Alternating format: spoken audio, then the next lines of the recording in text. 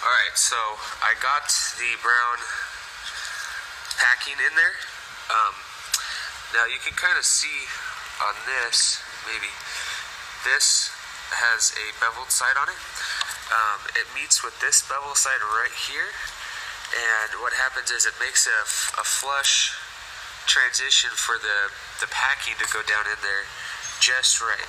Now if you don't have this down in there completely, you will have the packing will not seat correctly, so just make sure you have this down there all the way. Okay, so next we're going to take this guy. It's a small guy, and you want to put this down facing up. You want to put this guy down, and this thing should fit in there pretty easy. You could probably use 2 fingers like I did. It should not be hard to get in at all. See, it got in there. It's nice and flush.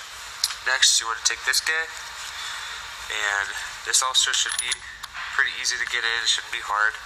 So that sits in there nice and even. Next, you want to take this guy, and I took this old one out already, but usually there'll be one in here. You should just be able to push this down in there, flat side out, and it should look like that.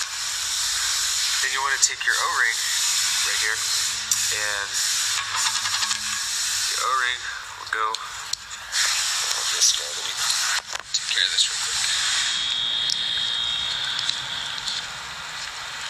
Alright, so you can see the O-rings on there, and typically you want to replace these. These are the low pressure side seals. So next you want to take some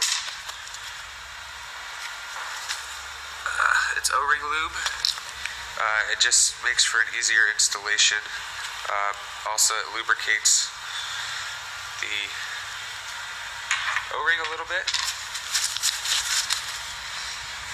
and then you just take this with the top side up, not this side up, but this side up, and just kind of muscle it in there. I should muscle it,